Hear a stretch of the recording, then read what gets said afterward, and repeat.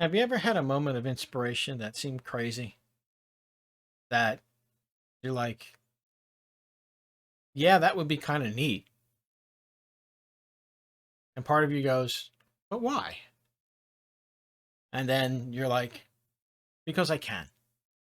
Well, that's this project.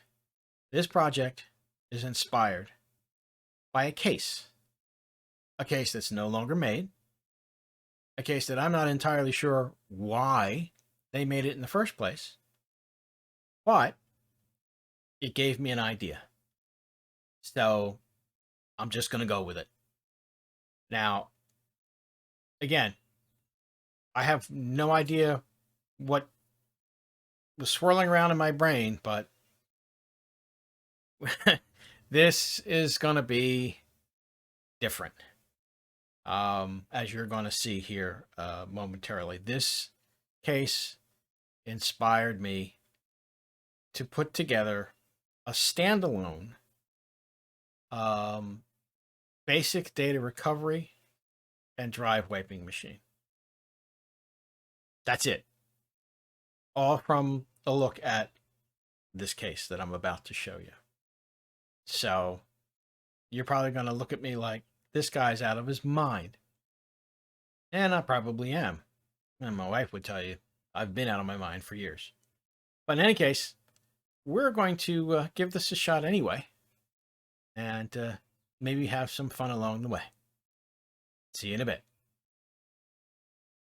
So this is the case that inspired this build. And, you look at it, it doesn't seem to be anything special. Until you happen to notice that little lump here at the top. Well, that little lump happens to be, of all things, a docking port that will accept any SATA drive, 3.5 inch, 2.5 inch. Perfect. So that's what inspired this whole thing. The case is just strange. I understand that. Why would anybody put a docking station on top of a case? I don't know. But Thermaltake decided they wanted to do this. So here we are. I saw this case in the pile of stuff that was going to be thrown out from this little mom and pop computer shop that I do occasional work for. And I just couldn't let it go. I saw it and I was like, that's too neat. I have to do something with that. So that's the project we're going to do. We're going to make a disk wiping and / disk recovery machine. And, we'll have some fun with it. I think it'll be pretty good. I've got all the parts lined up. I'm going to show you in a moment what those parts are going to be. And, we'll go from there. I couldn't let this go. This was too odd. All the stuff is coming out. New stuff's going in. Let's get to it. Okay, before we get started, just want to give a brief breakdown of what's originally in this case. This was apparently a file server that had a RAID array in it. The RAID apparently degraded to a point where data recovery was necessary. All the parts in here are probably from about 2012, maybe 2011. So they decided that they were going to have a new machine built. So that's kind of how I wound up with this thing. Very basically, CX750M semi-modular power supply. That'll be staying. You got a DVD drive that will be going away. I'm going to replace that with 5 1/4 card reader combination USB ports. So that will help facilitate pulling data off of various cards for phones and so forth and so on, cameras, etc. The processor is a AMD FX 6100 6-core processor. There is 32 gigabytes of DDR3 memory. I think it's running at 1333 speed, if memory serves correctly. A very basic 2 gig AMD R6450, I believe. This card is essentially only good for having a monitor attached to the server. It will not game. I ran a couple of benchmarks on it, and 2 frames per second was the best I could get out of it. There's a very noisy top-mounted case fan here. That's going to go away. Pretty much, you know, the guts are coming out. New guts are going in. So let me get started with the teardown here, and we'll go from there.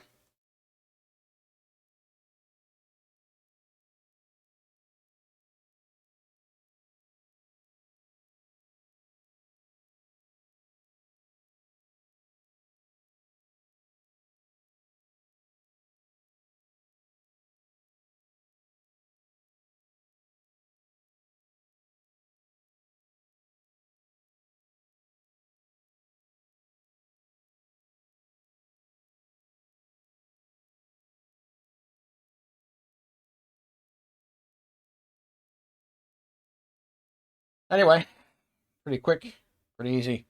Then let's get to what we're going to replace this with. Okay, so here's what we got for parts. We have a Gigabyte B460M DS3H micro ATX motherboard.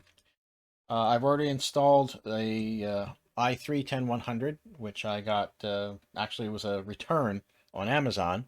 It was under 110 bucks, so that was nice. 16 gigabyte kit of Aegis, G.SKILL Aegis RAM, 3000 speed. Brand new Seagate 2 terabyte hard drive. That's where the data, recovered data, is going to be saved to during the recovery process. And the boot drive is going to be this ADATA SU800 256 gig solid state drive. And you might be wondering, well, why not just use the M2 slot? I could, but I have this drive laying around. It's not really doing anything. It's from an upgrade I did several years ago to another machine. So it's just sitting here.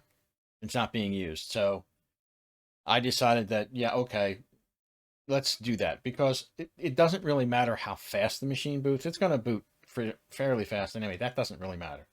And it's a perfect size for having a dual boot Windows 10 and Linux on it. There's going to be just enough room to put both operating systems on and install recovery software on both, because there will be an occasion where the Windows software may not be able to handle it, or, and you may not know this, it's a neat little trick that I learned probably a couple of years ago. There is Linux recovery software that can read and pull data off of Apple hard drives. So that's the other reason, in case somebody brings me a, well, for example, the one from a couple of years ago was an original iMac from probably maybe 2015, 2016, the large one, like the, I don't know, it's a 21 or 22 inch iMac, had a bad 2 terabyte hard drive. The partition table was completely hosed. I was able to manage to pull customer data off of it using Linux recovery software. So that's the basic deal that's going on. I also am going to put in a card reader in the 5 1/4 bay in replace of the DVD drive. Because quite frankly, I don't need the DVD drive, and I don't have the cover to put back in its place. So I figure, let me try this thing and see how this works out. It's got a couple of USB 3 ports. It's got an eSATA port. It has most of the major card reader functions. It supposedly, yeah, even has USB-C, although I think it's not the 3.2 gen as far as that's concerned.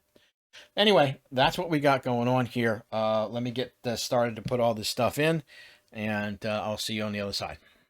All right, got everything I need. Case has been cleaned out. I took a leaf blower to it a little bit to blow what little dust there was out of it. This thing was actually fairly clean, so I don't have to worry about that part.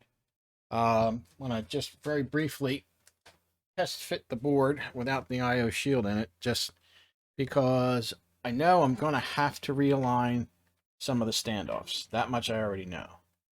So, to get that one, this is in my way. These two are in my way. Okay. So, if we put it here, which I think that's, yeah, that's close to being lined up. Okay. I've got one there. There's not a corresponding hole there. I know that for sure. Because this is a gigabyte board, I believe. And they seem to have this extra spot. Okay, so I'm going to have to move these two here. This here and this here are going to have to move up to these spots. So first thing we're going to do, handy dandy Swiss Army knife with the socket that is actually perfect for these.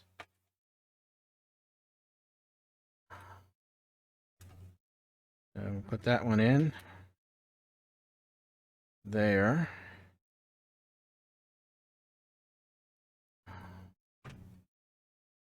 Snug, but not too terribly tight because you can strip them. And this one, I believe, has to go, double check.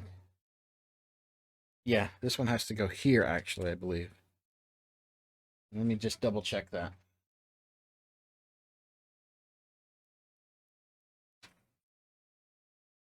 So that goes there, that one there, that one there.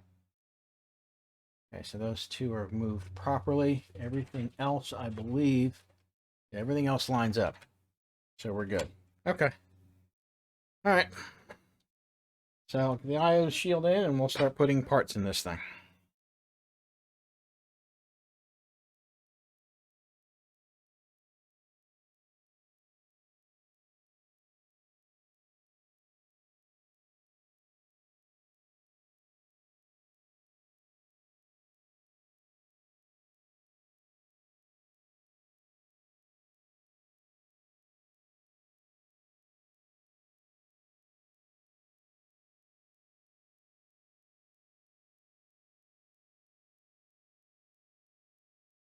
Okay. Board is in.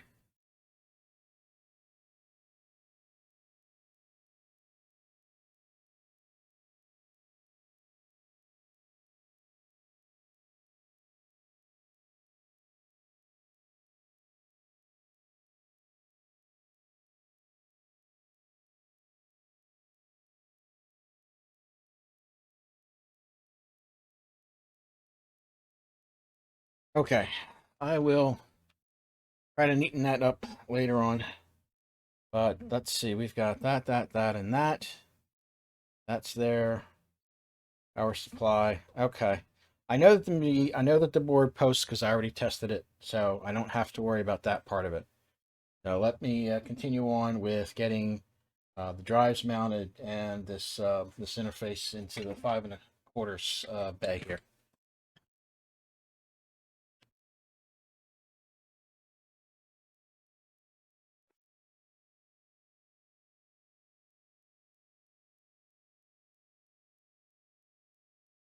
Now, since this is all toolless here, I'm just going to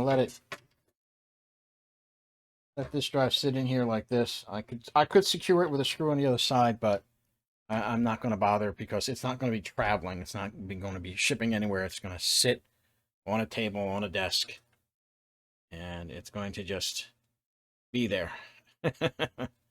So I don't have to worry about that. Just let that sit there like that. That's fine.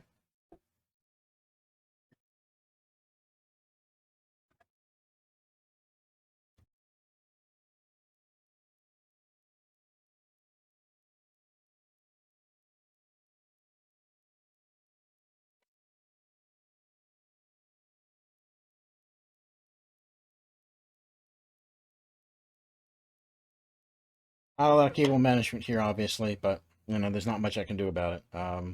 I'll do my best to try and hide it, but this part of the case, there's no real window. The window on this case really is only at the top, so most of this down here is going to be hidden anyway.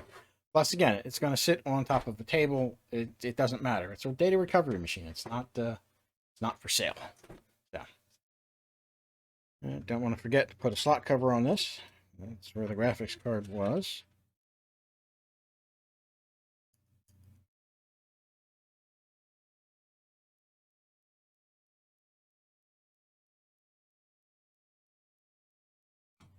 always keep around spare slot covers. You never know. You're going to throw out an old computer, or an old case, I should say. You want to grab the slot covers. Whether they're silver, whether they're black. You want to keep, you never know when you're going to need one. So might want to keep a few of those around. Okay. I'm not going to put the, I'm not going to put in the 5 1/4 just yet. At this point, I think what I want to do is I want to hook this up to the capture card. And I want to do a post on it again to make sure that everything's right. Because if it's not, I need to know that right away. Good. All right, we're good to go. All right, so I think the next thing I want to do is, well, let me get myself out of here, out of the way, so we can see the screen here.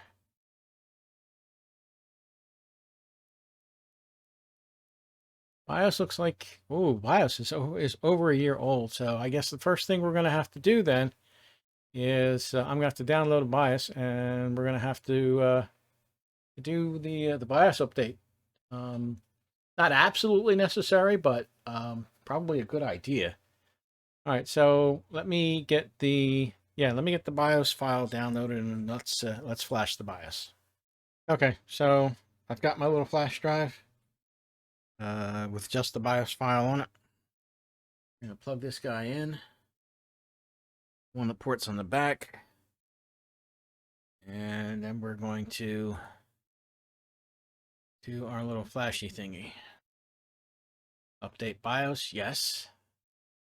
That's what we want to do. There's the file. By the way, this board has the original BIOS on it.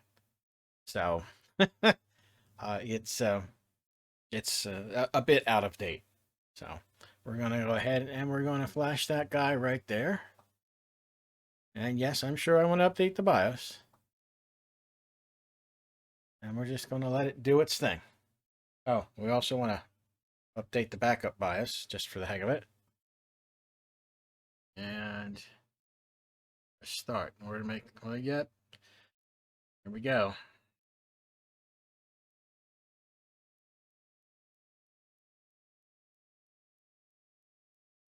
And we'll just let it go.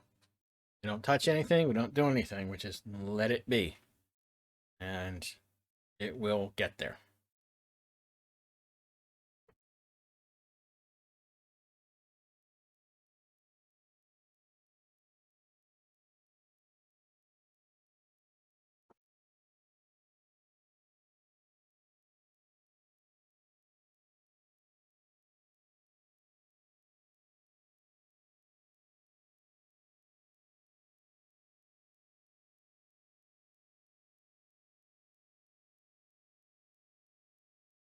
Okay, rebooting. I'm going to pull the flash drive out as soon as it goes blank. There we go. Pulled it out.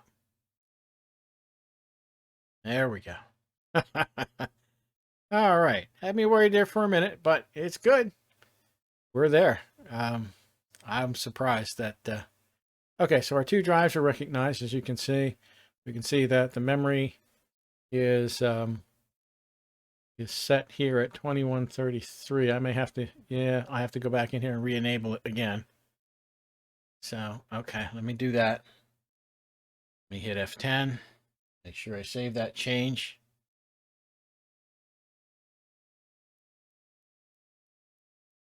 Every time you update the BIOS, it resets itself. So you have to go in and well, fix things, as it were.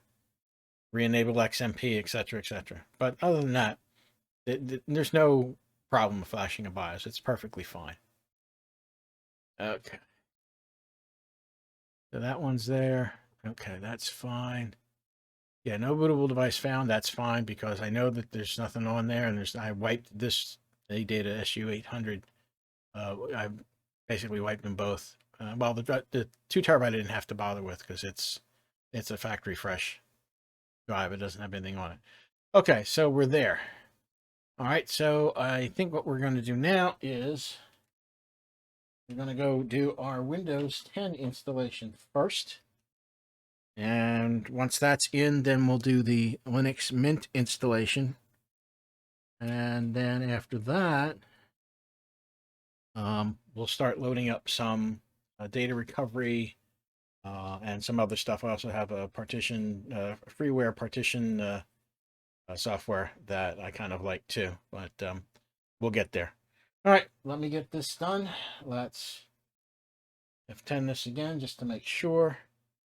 And at this point, this should boot from the flash drive. If it doesn't, then I will have to force it.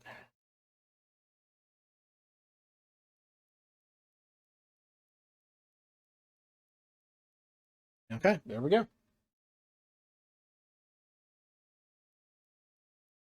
Okay, everything's right. United States, good, fine, excellent. We'll do the install now.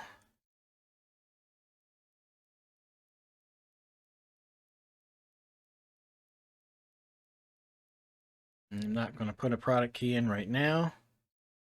Put it in later. It'll be for Windows 10 Pro.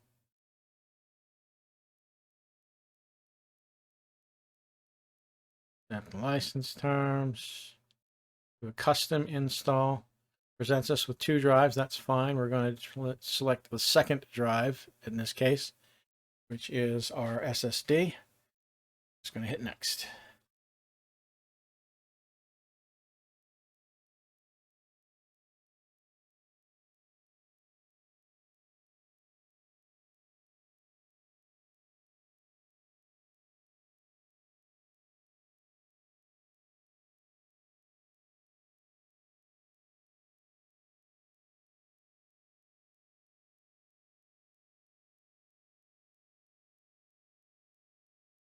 Okay, here we go. US keyboard. No additional keyboard layout. You're going to select don't have internet. Continue with limited setup. Uninspiringly, we're going to call this data recovery. Doesn't require a password. And we get to turn off all of these interesting things because we don't need them. We don't want them. We don't care. Only thing, location might come in handy. That's it. We're done. No, we do not want Cortana. Thank you very much. Cortana can take a flying leap. Okay. You can tell Edge to screw off. All right, we are set. Let's plug in the network cable and get ourselves some Windows updates.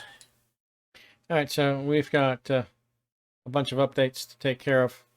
We'll get this done, and I'll see you on the other side. All right, Windows is up to date. Next up on the list, we get Linux installed. So we're going to reboot here in a second. Make sure that the thumb drive is in. And we'll restart. And we'll proceed with doing the Linux install.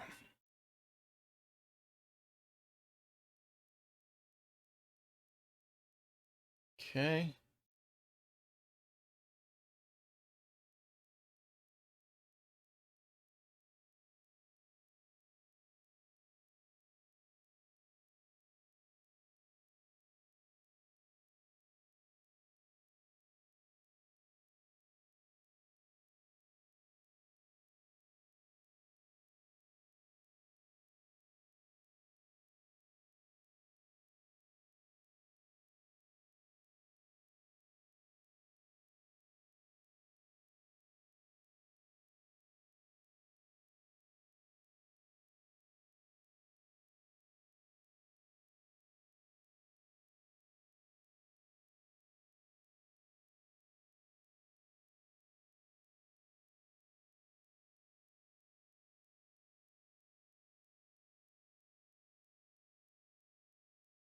Okay, so we're done here. We're going to have to restart this, and then I'm going to do the changeover for the grub loader to default boot to Windows 10.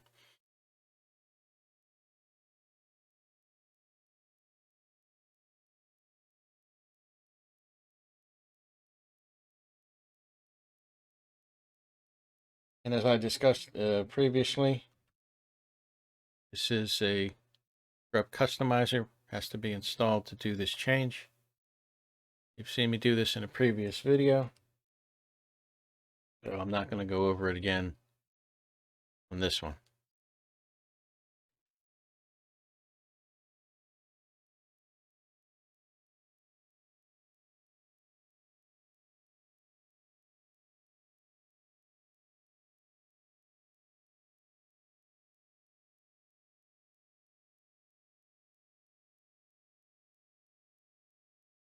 All right, at this point, we're going to initialize the 2 terabyte drive.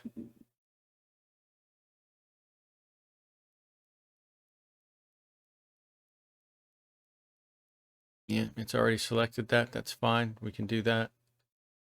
Unallocated. Do simple volume. I'm just going to accept all the defaults here. Assign it D drive. That's fine. NTFS, that's what we want to do because both Windows and Linux will be able to see it and write to it without any problem. Okay, so they're there. All right, so everything else is set to go. Got a 2 operating systems in. Then the next step we're going to have to do is install some data recovery software. I'm going to install some partitioning software, but we're pretty much done here as far as this is concerned. Okay, quick update. It looks like the original panel I was going to use here. Apparently the thing is just, I don't know what's wrong with it. It's either a bad design, it's broken or whatever. So we're going to go with something different here. So let me get this thing set up and going here. So we've got a lot of stuff going on here. USB 3s, audio jack stuff, USB 2 stuff. So what I probably am going to wind up doing is I'm going to disconnect the existing USB 2 and audio that's already on the case, that's built into the case, and I'm going to transfer it over to this so that everything gets done on this panel. So that's where I'm headed.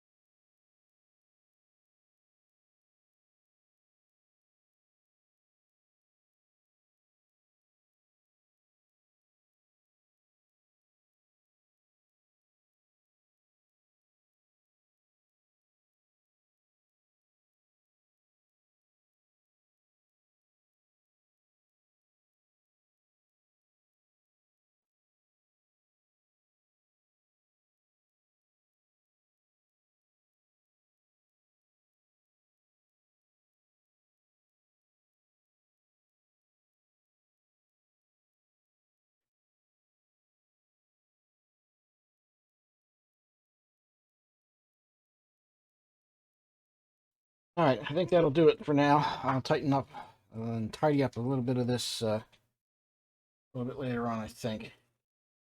But yeah, I think we're there now.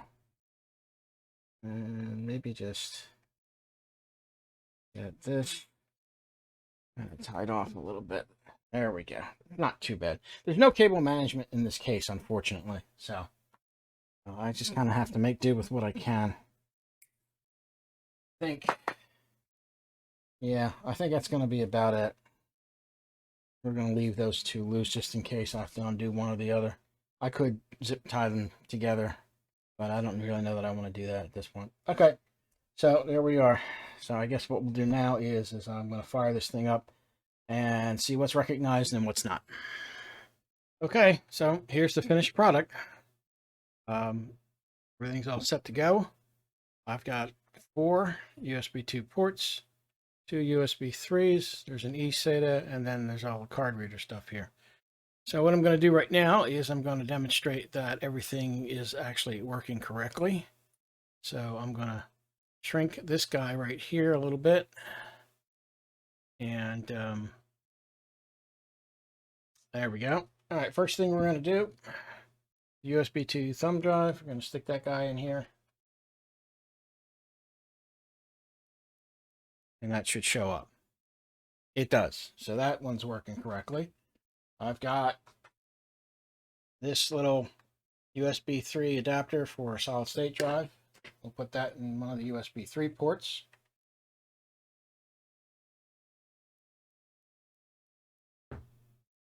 And that one shows up, so we're good there. And I also have 2 camera cards. One is a compact flash, one is a SDHC, I believe it is. So we'll plug that in, plug this one in here. And that one is recognized, so that's good. Let's try the compact flash.